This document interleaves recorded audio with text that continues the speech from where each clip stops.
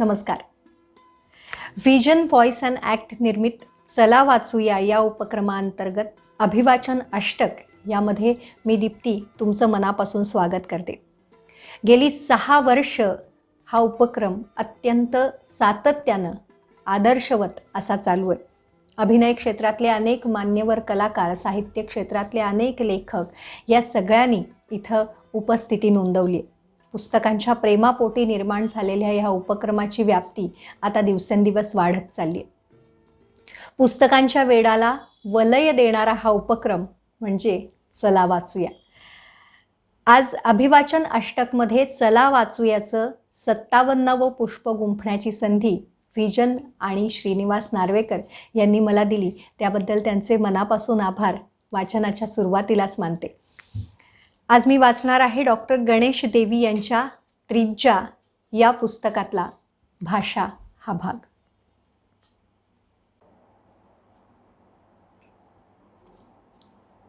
भाषा. मानवाचं वर्ष 365 दिवसांचं. हे वर्ष दिवस पृथ्वीच्या सूर्याभोवतालच्या फेऱ्याला जेवढा वेळ लागतो त्यावर आधारित. ह्या वर्षांच्या मापानं मोजायचं झालं तर अशा 1400 कोटी वर्षांपूर्वी विश्वात कुठेतरी काहीतरी आण्विक घटना घडली, बिग बँग नावाची. हे नाव आपण काही काळापूर्वी दिलेलं. ती बँग झाली तेव्हा काय आवाज निर्माण झाले होते कोण जाणे. आवाजाच्या परिवहनासाठी काहीतरी माध्यम लागतं. ते माध्यम पदार्थरूप माध्यम निर्माण होण्यापूर्वी कसं असणार, कसलं असणार यासंबंधी काहीच कल्पना आत्तापर्यंत झाली नाही. तर असं म्हणूया की आवाज नव्हता. मग 1000 कोटी वर्षांनी पृथ्वी स्थिर झाली, हवा पाणी असणारी. त्यानंतर हालचाल करणारे प्राणी निर्माण होता होता अंदाजे 150 ते 200 कोटी वर्ष गेली. मग ते प्राणी आवाज समजू लागले. त्या आवाजावर नियंत्रण मिळवण्यास अनेक कोटी वर्ष लागली. भाषा तशी नुकतीच विश्वात जन्मलेली. कदाचित भविष्यात ती आपल्यासाठी उपलब्धही नसेल. ह्या साऱ्याचा विचार करण्यासाठी मुळापासून भाषा ऐकण्याची ताकद हवी, तेवढी नम्रता हवी. जसा जीव तशी भाषा. आज आहे, उद्या असेल. विश्वनिर्मितीच्या प्रदीर्घ प्रक्रियेत 70,000 वर्ष फारसा मोठा कालावधी म्हणता येणार नाही. तथापि आपल्या दृष्टिकोनातून तो फारच प्रदीर्घ आहे. यापैकी पहिली 40,000 वर्ष मौखिक भाषेला वर्तमान कालवाचकाच्या पलीकडे नेण्यासाठी घालवावा लागला. वर्तमान काळ वाचक मात्र दृष्टीसमोर किंवा दृष्टीसाध्य वास्तव संदर्भात वावरतात. पण त्या पलीकडे जाण्यासाठी भूतकाळ कल्पावा लागतो. शिवाय भूतकाळाचं प्रतिबिंब असा भविष्यकाळही कल्पावा लागतो. ते तसं कल्पण्यासाठी भाषा ह्या सांकेतिक संवाद व्यवस्थेला 40,000 वर्ष खपावं लागलं. शेवटी आपण जिला भाषा म्हणतो ती गेल्या 30,000 वर्षात माणसाच्या हाती आली. पण त्यानंतरही भाषेचा प्रवास सुखरूपपणे चालू शकला नाही. भाषांच्या इतिहासाचे विशेषज्ञ सांगतात त्याप्रमाणे साधारणतः 10,000 वर्षांपूर्वी जगभरच्या बहुतांश भाषा नाहीशा होऊ लागल्या. शिकार आणि जमेल ते गोळा करणं ह्यावर आधारित श्रमव्यवस्था आणि अर्थव्यवस्था लयाला जाऊ लागल्या आणि त्यांच्या जागी शेती आधारित श्रमव्यवस्था आणि अर्थव्यवस्था येऊ लागल्यावर त्या आधीच्या भाषा माणसाला अपुऱ्या वाटू लागल्या. त्यांच्या जागी अन्य पर्यायी भाषांचा विकास करणं गरजेचं बनलं. म्हणजे आज जगभर ज्या भाषा अभिव्यक्ती आणि संवादाच्या चलनी व्यवस्था आहेत त्या तशा स्थितीत केवळ गेली 10,000 वर्ष आहेत. अर्थात अभिव्यक्तीचं तंत्रज्ञान म्हणून त्यांचे जे अद्भुत गुणधर्म आहेत त्यांच्या जोरावरच मानवाने उत्क्रांतीच्या मार्गावरचे अनेक दुस्साध्य टप्पे पाहता पाहता ओलांडलेत. साधारणतः 10,000 वर्षांपूर्वी भाषांची जी स्थिती झाली होती तशीच पुन्हा आपल्या काळात होत चालली आहे. बऱ्याच प्रमुख भाषांचे डोमेन्स म्हणजे विशिष्ट व्यवहाराची अंगे विकलांग झाली असतील. ही स्थिती का आली याबद्दलचे बरेच तर्क अस्तित्वात आहेत. भाषांकडे पाहण्याची प्रत्यक्ष त्या भाषिकांची उदासीनतेची दृष्टी, सरकारची चुकीची धोरणं, बाजार व्यवस्थेचा संस्कृती भाषा यावर होणारा परिणाम, इंग्लिश शाळांचा परिणाम, वाढतं स्थलांतर, नवतंत्रज्ञान वगैरे अनेक कारणं या मुद्द्याला धरून पुढे करण्यात आली आहेत. भारतीय भाषांची स्थिती समजून घ्यायची असेल तर गेल्या 2-3 हजार वर्षांच्या प्रदीर्घ कालखंडातील विविध सांस्कृतिक आणि सामाजिक घडामोडींचा संपूर्ण पट तपासावा लागेल. संस्कृत पूर्वच्या विविध भाषा, प्राकृत भाषांची अनेक रूपं, पाली आणि अर्धमागधी यांचा विकास आणि विलय, तमिळचा उद्भव आणि नंतर तिची रूपांतरं, अरबी, फारसी, तुर्की यांचा एतद्देशीय भाषांशी झालेला देवाणघेवाणीचा समृद्ध सांस्कृतिक व्यवहार, तसंच इंग्लिश, पोर्तुगीज आणि फ्रेंच यांच्या आगमनानं झालेले भाषा बदल, हे सगळं समजून घेतलं तरच आपल्या भाषांची सध्याची रूपं, त्यांच्या समस्या, त्यांची समृद्धी हे सगळं नेटकेपणाने लक्षात येईल. आधुनिक भारतीय भाषांचा विचार करताना सगळ्यात महत्त्वाची आणि संपूर्ण अर्थाने युगप्रवर्तक घटना म्हणजे 19व्या शतकाच्या सुरुवातीस झालेला मुद्रणतंत्राचा उद्भव. छपाईचं तंत्र त्याआधी चीन आणि युरोपमध्ये विकसित झालं असलं तरी ते भारतामध्ये 18व्या शतकाच्या अखेरीस येऊन पोहोचलं.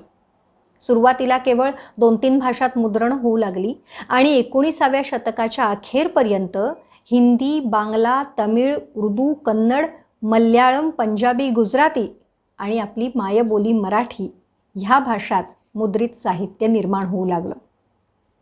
20व्या शतकाच्या प्रारंभीच्या वर्षात आणखी अन्य 3-4 भाषा मुद्रित होऊ लागल्या. ह्याचा परिणाम असा झाला की ज्या भाषा मुद्रित स्वरूपात आल्या त्या भाषा आणि ज्या मुद्रणाच्या बाहेर राहिल्या त्या बोली असा भेद करण्यात येऊ लागला. 20व्या शतकाच्या पहिल्या 2-3 दशकात जॉर्ज अब्राहम ग्रियर्सन यांनी भारतीय भाषांचा सर्व्हे केला तेव्हा या भाषा की बोली या गोंधळात टाकणाऱ्या मुद्द्याचा त्यांच्या अत्यंत महत्त्वपूर्ण अभ्यासावर बराच परिणाम झाला. ग्रियर्सनच्या सर्व्हेप्रमाणे त्यावेळी भारतात 179 भाषा दर्शवण्यात आल्या. 1955ला भाषिक राज्य आयोगाचा रिपोर्ट रुजू करण्यात आला. त्यात 14 राज्य आणि 9 केंद्रशासित प्रदेश निर्माण करण्याची शिफारस होती. अर्थात या अहवालात मात्र ज्या भाषांना आपापल्या लिप्या होत्या केवळ त्याच भाषांची राज्य करण्याची शिफारस होती. त्यामुळे कच्छी, तुलू, भोजपुरी, खासी, गारो, मिझो इत्यादी भाषा ज्या बोलणाऱ्यांची संख्या लक्षावधी होती त्याही स्वतःसाठीच्या राज्यांना त्यावेळेस मुकल्या. महत्त्वाच्या भारतीय भाषांना स्वतःची राज्य मिळाल्यामुळे त्या भाषांच्या विकासासाठी कार्य आणि संस्था निर्मिती करणं संभव झालं ही आनंदाची बाब असली तरी त्याचबरोबर ज्या भाषांना मुद्रण तंत्रज्ञानापासून वंचित राहावं लागलं आणि त्यामुळे ज्यांना स्वतःची राज्य मिळू शकली नाहीत त्या सगळ्या भाषांची वाताहत सुरू झाली. अशी प्रत्येक भाषा ज्या राज्यात होती त्या राज्यात कोणती तरी अन्य प्रमुख राज्यभाषा असल्यानं त्या भाषा बोलणाऱ्यांची मुलं शाळेत मागे पडू लागली, व्यवसाय मिळवण्यात अयशस्वी बनली, व्यापारासाठी अन्य भाषांचा उपयोग करू लागली, स्वतःच्या भाषिक विस्तारातून अन्य भाषांमध्ये स्थलांतरित होऊ लागले. बोलणारे असतील तरच भाषा जिवंत राहतात, विकसित होत जातात. जर एखादी भाषा बोलणारेच भाषिक स्थलांतर करू लागले तर ती भाषा टिकून राहणं दुरापास्त बनतं. स्वातंत्र्यानंतर राज्यघटनेचा स्वीकार करण्यात आला. घटना लिहित असताना भाषांचा प्रश्न अनेक सत्रात उपस्थित करण्यात आला होता. तथापि त्याविषयीचा अंतिम असा कोणताच निर्णय न झाल्याने भाषा विषय परिशिष्टात बसवण्यात आला. आपल्या राज्यघटनेचं 8वं परिशिष्ट भाषा परिशिष्ट आहे. त्यात सुरुवातीला 14 भाषांची यादी होती. सध्या या यादीत 22 भाषांचा समावेश आहे. पण आपल्या विशाल देशात ह्या 22 भाषांखेरीज कितीतरी अन्य भाषा आहेत. त्या बोलणारे लोक आजही त्यांचा दैनंदिन जीवन व्यवहार त्या भाषेत करतात. त्या भाषांचं स्वतःचं असं व्याकरण असतं. त्यात विपुल प्रमाणात मौखिक साहित्य असतं. त्यात मौखिक परंपरेतले इतिहास, भूगोल, खगोल, शेती, पाणी, देवदेवता, पशुपक्षी, धातू, जमीन, समाज, हस्तकला या सगळ्याविषयी विपुल ज्ञान असतं. त्यांचा विश्वाकडे पाहण्याचा आपापला स्वतंत्र असा दृष्टिकोन असतो. भारतात ह्या घटनेत अनुल्लेखित राहिलेल्या आणि ज्यांना स्वतःसाठी राज्य मिळू शकली नाहीत अशा भाषांची संख्या कितीतरी शेकड्यात आहे. 1961च्या सेन्ससप्रमाणे मातृभाषांची संख्या 1652 होती. अर्थातच सेन्ससमध्ये उल्लेख केलेली मातृभाषा संपूर्णतः स्वतंत्र भाषा असते असं नाही. बऱ्याचदा एकाच विशिष्ट भाषेची वेगवेगळी नावं सांगितली जातात.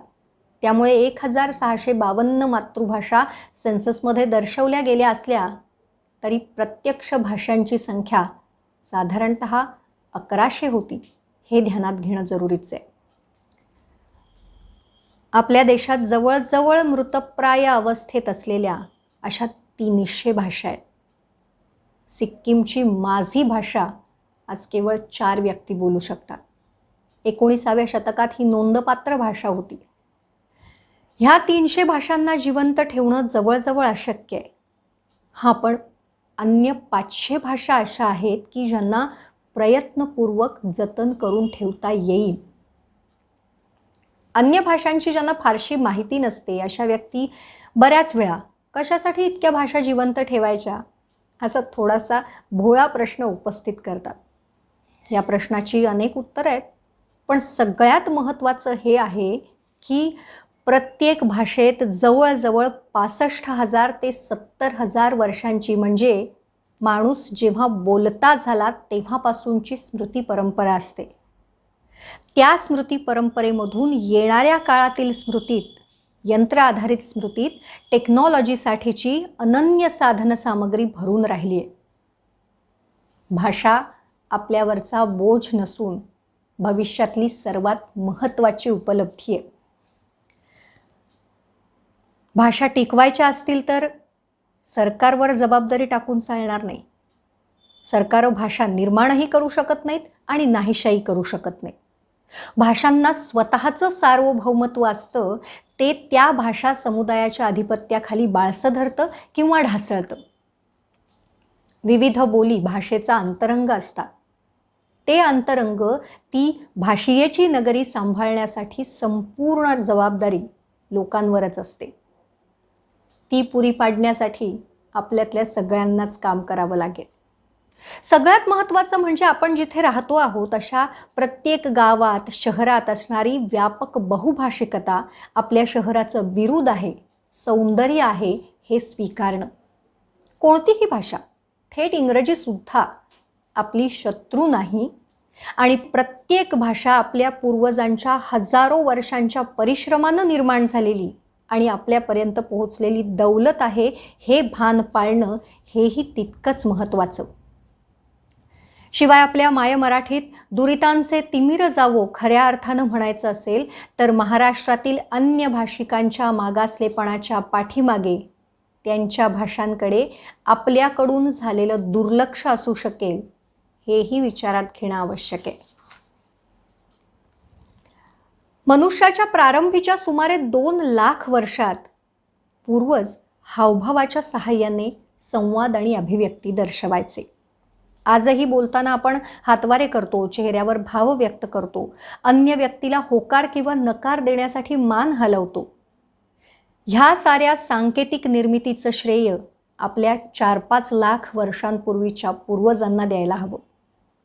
त्या सुरुवातीच्या नाटकी संवाद माध्यमाची नंतरची पायरी संगीताच्या माध्यमातून विकसावली गेली.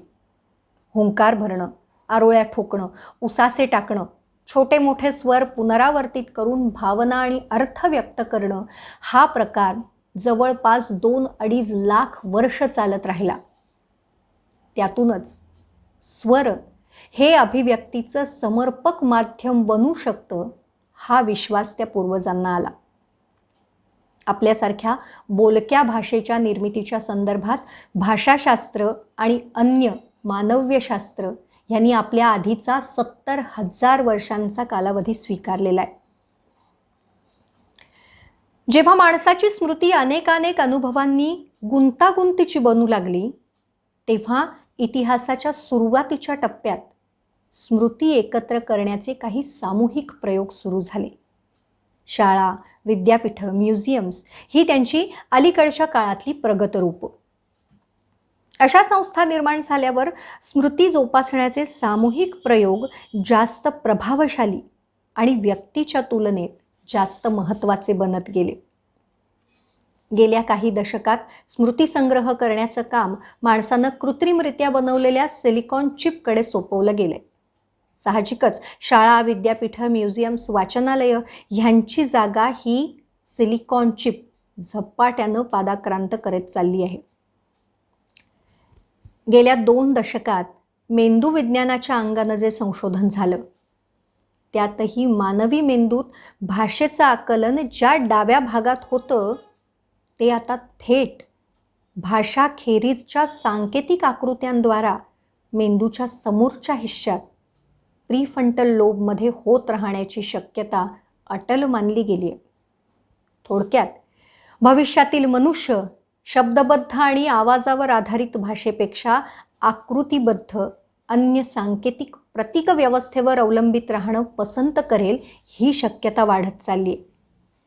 शब्दबद्ध भाषेत भूत, वर्तमान, भविष्य ह्या कलासापेक्षी रचनांनी आत्तापर्यंत मानवी आकलन शक्तीस एकाच वेळेस अनेक काळी आकलन करण्यावर घातलेली बंधनं आणि मर्यादा ओलांडून मानवी मन आता अनेक काल तसंच अनेक स्थळ संदर्भ, उदाहरणार्थ अनेक ग्रहांचं सम्यक वास्तव स्वतःच्या आवाक्यात आणण्याचे प्रयत्न करत आहेत. उत्क्रांतीच्या सततच्या प्रक्रियेत ते थांबवणं मानवाला ज्ञात असणाऱ्या कोणत्याही शक्तीच्या हातात नसल्याने ही सततची उत्क्रांती स्वीकारणं अपरिहार्य आहे. वेगळ्या शब्दात सांगायचं तर आपण सारे इतिहासाच्या अशा संक्रमण बिंदूवर उभे आहोत, जिथे बोलली जाणारी भाषा अस्ताला जाऊन पाहिली जाणारी भाषा अस्तित्वात येणार आहे. जगभर बोलल्या जाणाऱ्या भाषांची जी अचानक वाताहत सुरू झाली, त्याचं हे प्रमुख कारण आहे. अन्य सारी दृश्य कारणं लाक्षणिक आहेत, मूळ कारण नव्हे. बऱ्याचदा मला असा प्रश्न विचारला जातो, भविष्यातली माणसं संपूर्णतः शब्दविहीन असतील की काय? ह्याचं स्पष्ट उत्तर आहे, ती तशी नसतील. ज्याप्रमाणे यापूर्वीच्या संवाद व्यवस्थेतील हावभाव, स्मित, हुंकार, चित्कार इत्यादी आपल्या शब्दबद्ध भाषेत टिकून राहिले, त्याचप्रमाणे आपले सध्याचे प्रमुख शब्द लाखो वर्ष टिकून राहतील. पण त्यांची महत्तता बदललेल्या स्वरूपात असेल. ह्या प्रस्थापित व्यवस्थेला संपूर्णतः निकालात न काढता पुढे सरकणाऱ्या उत्क्रांती प्रक्रियेचा ती एक महत्त्वाचा उपयोग आहे. तो असा, गेल्या काही लाख वर्षात मानवानं जमवलेल्या अनुभवाची सारी स्मृती सध्या तरी शब्दमाध्यमात आहे. ती जाणीवपूर्वक आपण या पुढच्या युगांमध्ये घेऊन जाऊ शकतो. किंबहुना उत्क्रांतीचा एक संकेत आहे. तो म्हणजे जर विविधता कमी होत गेली तर उत्क्रांतीची प्रक्रिया शिथिल बनत जाते. जिथे विविधता आहे तिथे निसर्ग स्वतःचं काम योग्य रीतीनं करू शकतो. हा संकेत हे दर्शवतो की आज जर आपण भाषिक विविधता जपण्याचे, सांभाळण्याचे पूर्ण प्रयोग केले नाहीत तर या पुढच्या युगात आत्तापर्यंत जमवलेलं अनुभव वैविध्य आपण गमावून बसू. या सर्वांवरून निष्कर्ष मात्र एवढाच आहे, आपल्या काळातील भाषा वैविध्य जितक्या विविध मार्गांनी आपण उत्क्रांत मेंदूच्या नव्या वाटांवर आणून सोडू, तेवढा मानवी अस्तित्व सातत्यासाठी मार्ग बनत जाईल. हे करण्यासाठी विविधता हे तत्व जीवनाच्या सगळ्या क्षेत्रात स्वीकारणं निकडीचं बनलंय. त्यासाठी जैविक विविधता, सांस्कृतिक विविधता, मतवैविध्य हे सारं एका प्रगतिशील दृष्टिकोनातून स्वीकारणारा समाज, सरकार, देश, संस्था निर्माण करणं हे आपलं कर्तव्य बनतं. ते केलं नाही आणि त्याऐवजी मात्र एक भाषा, एक विचार, एक दृष्टी राखणाऱ्या संस्था, समाज, देश, सरकार यांना आपण आंधळ्या प्रेमापोटी कवटाळत राहिलो तर आपण स्वतःच्या हातून मनुष्य जातीचा विनाश ओढवून घेऊ.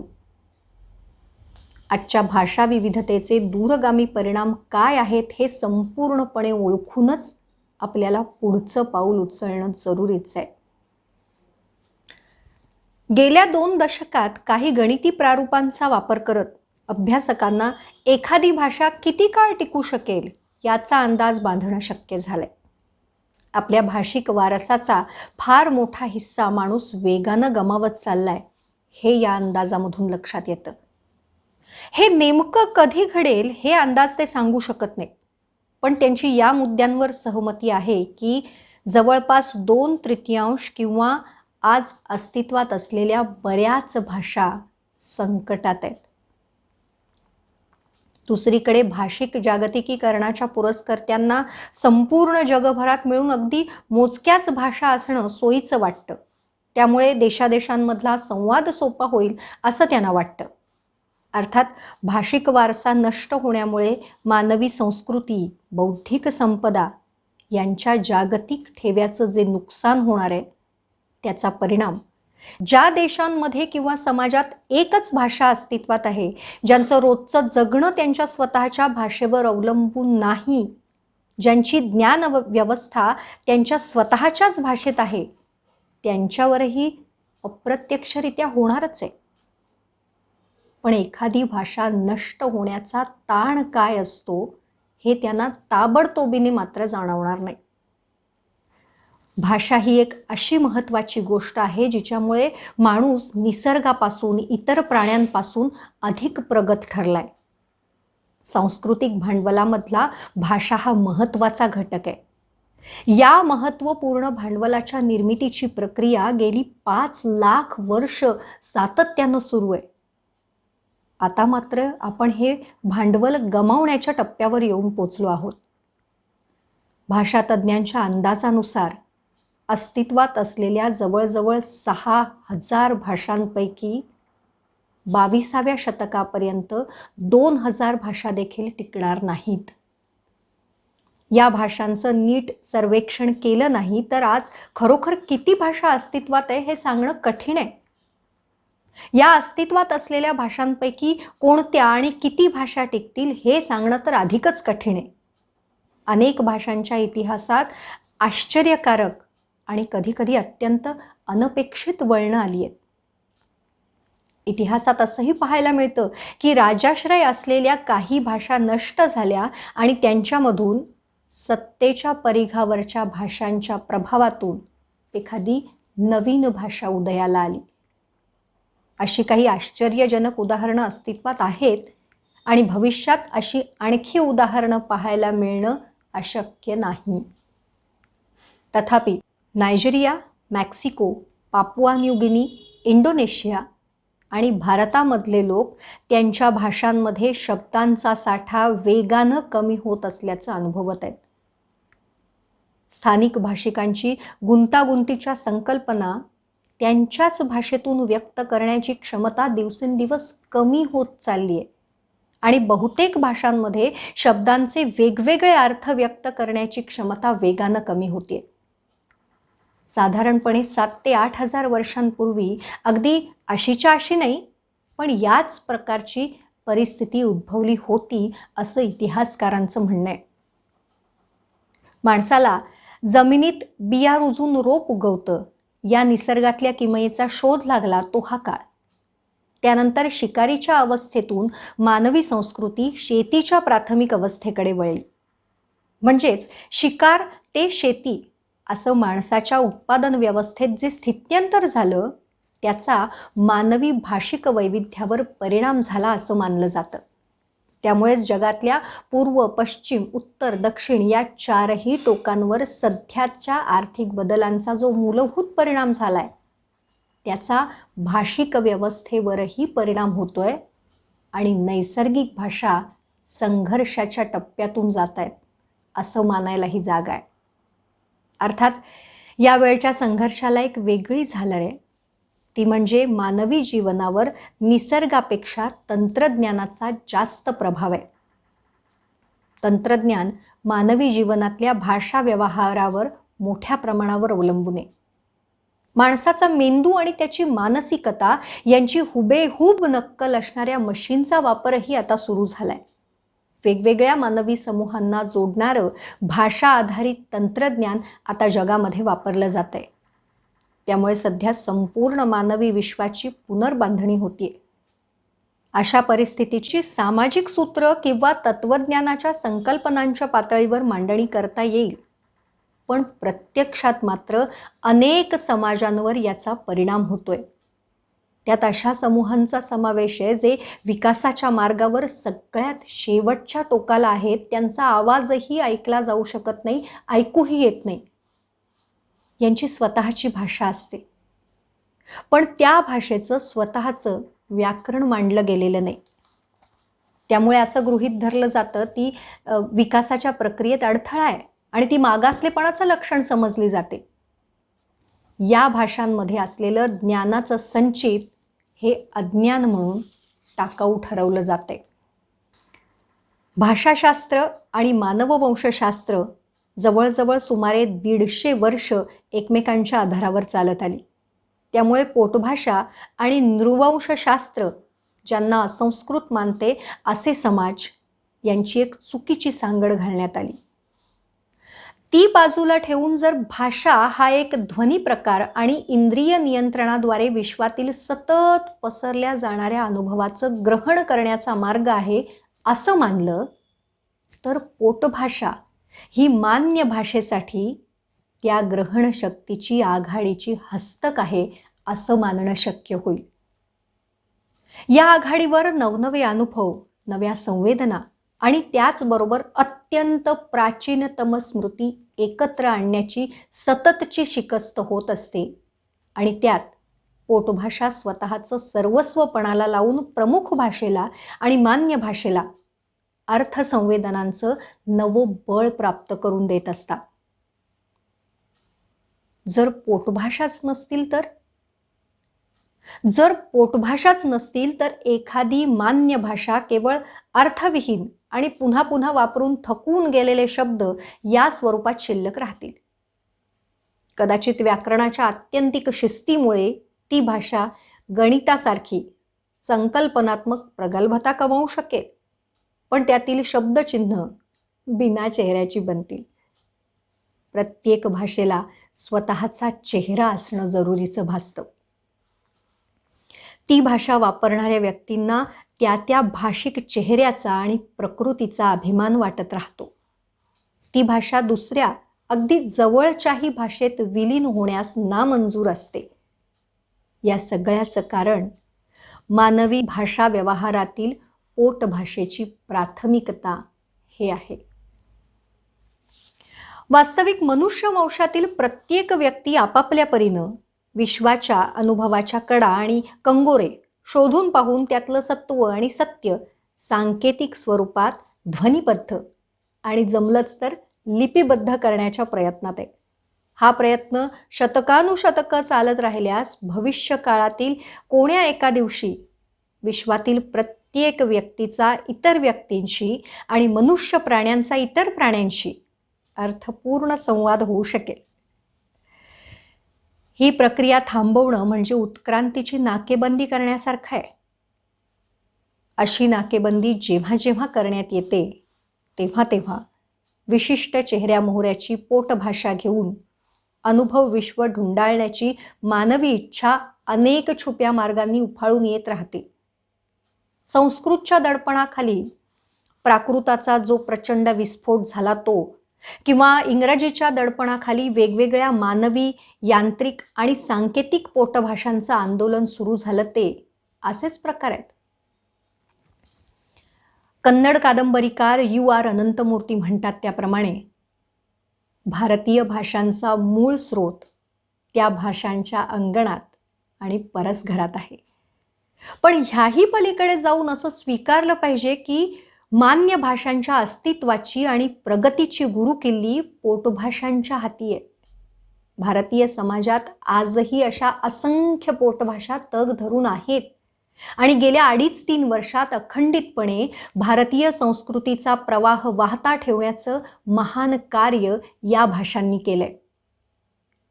प्रवाहाचाच विचार करायचा झाल्यास किनारे म्हणजे मान्य भाषा आणि प्रवाहाची गती म्हणजे पोटभाषा. त्यांना न रोखणं, दुर्लक्षित न करणं हे त्या प्रवाहासाठी योग्यच ठरेल. भारतात होत असलेला भाषिक ऱ्हास हा फक्त अल्पसंख्य तसंच बोलीभाषांबाबतच घडतोय असं नाही. हीच वस्तुस्थिती ज्या भाषांना मोठी साहित्यिक परंपरा आहे, ज्यांना तात्विक तसंच सृजनशील लिखाणाचा मोठा वारसा लाभला आहे, अशा महत्त्वाच्या भाषांबाबतही दिसून येते. मराठी, गुजराती, कन्नड, ओरिया ह्या समृद्ध साहित्याची परंपरा असलेल्या भाषा आपल्या मातृभाषा आहेत असा दावा करणारे जे समाज आहेत, त्यांच्यातील कुमार वयाच्या वर्गाला त्यांच्या भाषेतील या समृद्ध वारशाची फारच थोडी ओळख आहे किंवा जवळजवळ नाहीच असं म्हटलं तरी चालेल. ते त्यांची स्वतःची भाषा एखाद्या परभाषिका इतपत बोलू शकतात. शिक्षणातली उच्च पदवी असलेली सुशिक्षित व्यक्ती आपल्या मातृभाषेशिवाय दुसरी भाषा वाचू लिहू शकते, तिच्यामधून बोलू शकते, पण स्वतःची मातृभाषा फक्त बोलू शकते, संपूर्ण विश्वासाने लिहू शकत नाही. भाषेचा नाश, लोक दुसऱ्या भाषेकडे वळणं आणि भाषिक ठेव्याचा ऱ्हास ह्यासाठी फक्त शासकीय घटकांना दोष देऊन चालणार नाही. भाषा टिकवण्यासाठी घटनेच्या 347व्या कलमानुसार एखाद्या राज्यातल्या लोकसंख्येतल्या मोठ्या घटकानं अशी इच्छा व्यक्त केली की ते बोलत असलेल्या विशिष्ट भाषेला राज्यभाषेचा अधिकृत दर्जा मिळावा, तर राष्ट्रपती त्या भाषेला त्या राज्यात अधिकृत भाषेचा दर्जा मिळावा यासाठीची तजवीज करावी, यासाठीचे आदेश देऊ शकतात. ह्या प्रकारच्या अन्य तरतुदीही राज्यघटनेत आहेत, पण तरीही भारतीय भाषांची अवहेलना वाढतच चालली आहे. वेगानं जागतिकीकरण होत असलेल्या जगात विकासाच्या मुद्द्यावरून होत असलेला संघर्ष हा भाषिक ऱ्हासाला कारणीभूत ठरणारा महत्त्वाचा घटक आहे. भारतातच नव्हे तर आशियात तसंच आफ्रिकी देशातही पालकांना असं वाटतं की त्यांनी त्यांच्या मुलांना इंग्रजी, फ्रेंच किंवा स्पॅनिश माध्यमातून शिक्षण दिलं तर मुलं मोठेपणी व्यवसायाच्या आंतरराष्ट्रीय बाजारपेठेत यशस्वी ठरतील, थोडक्यात ती चांगला रोजगार मिळवतील.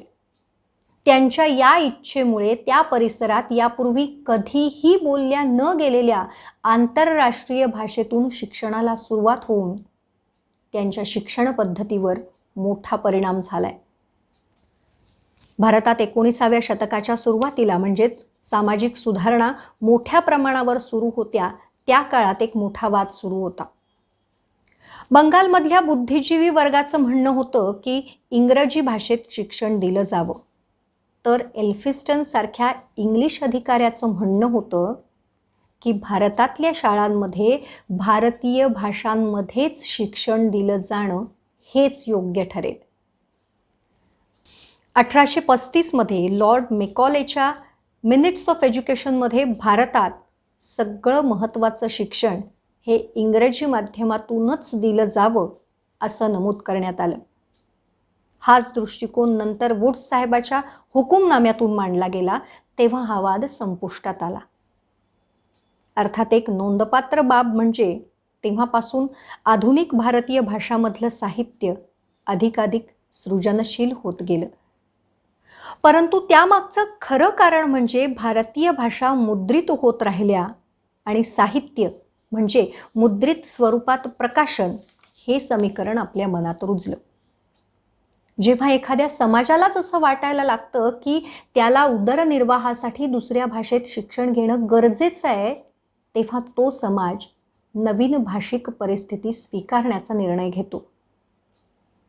म्हणूनच सध्याच्या जगातल्या विकासाच्या प्रक्रियेत मुळातच असं आहे का की ज्यामुळे जगातल्या भाषिक वारशाचा ऱ्हास होतोय, ही प्रक्रियाच भाषिक संहाराला चालना देते का, याचा विचार आत्ताच करणं प्रसंगोचित ठरेल.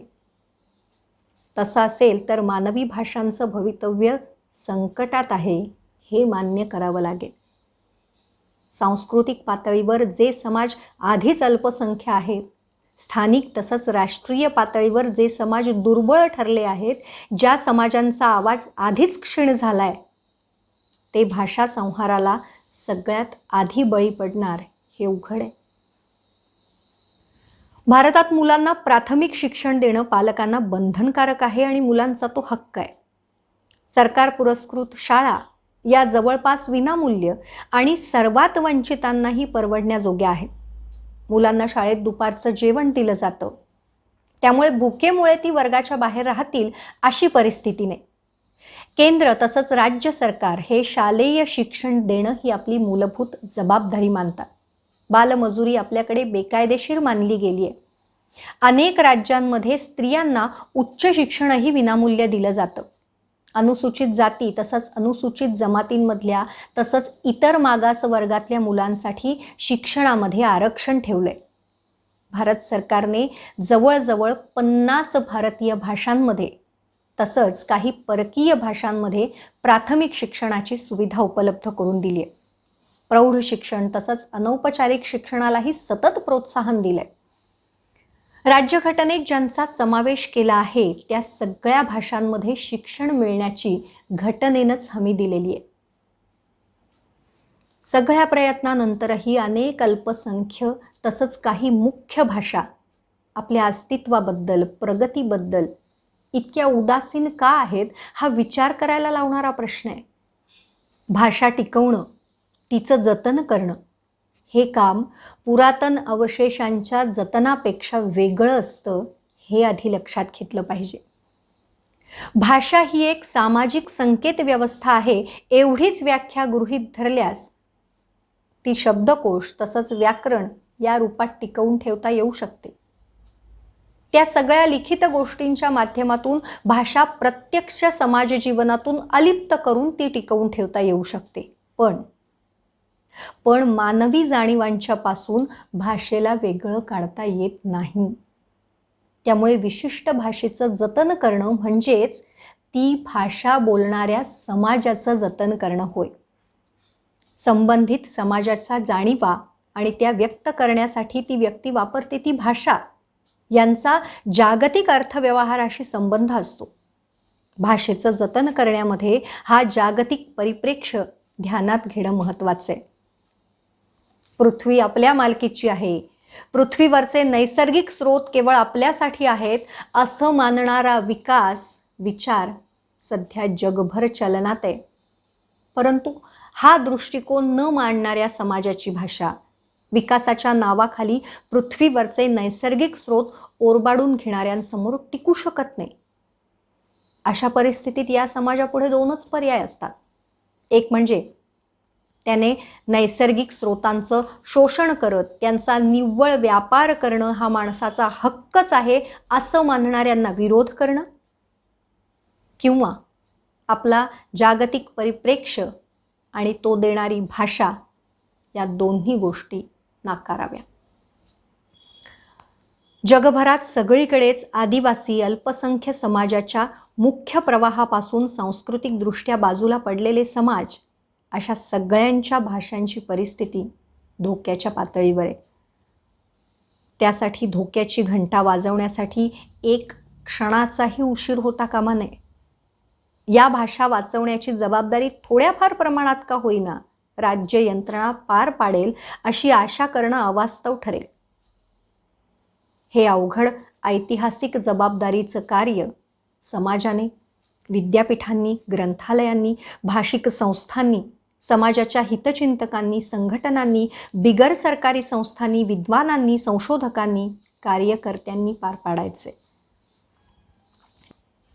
ज्या भाषेचा ऱ्हास होऊ घातलाय त्या भाषेत किमान लिखित मजकूर निर्माण करणं, शब्दकोश, व्याकरण, ग्लॉसरीज निर्माण करणं हे सगळं उपयोगाचं ठरू शकतं. दस्तऐवजीकरण, संग्रहालय, आर्काईव्ह बनवणं यांचाही उपयोग होऊ शकतो. पण त्याही पलीकडे जाऊन एखादी भाषा वाचवायची असेल तर ती बोलणाऱ्या समाजाला सन्मानानं वागवलं गेलं पाहिजे. ते केवळ मानववंशशास्त्राच्या दृष्टीने महत्त्वाचे आहेत म्हणून नव्हे, अविकसित घटक आहेत म्हणून नव्हे, ते सांस्कृतिकदृष्ट्या जसे आहेत तसं असणं त्यांचा हक्क म्हणून त्यांना योग्य तो सन्मान मिळाला पाहिजे. एखाद्या समाजाची भाषा निर्माण होण्यासाठी शतकानुशतकं लागतात. वेगवेगळ्या समाजांनी निर्माण केलेल्या भाषा हे आपल्या सगळ्यांचं सांस्कृतिक संचित आहे. त्यामुळे आपल्याच काळात एक प्रचंड जागतिक भाषा संहार होऊन त्या नष्ट होणार नाहीत हे पाहणं ही आपल्या सगळ्यांची सामूहिक जबाबदारी आहे.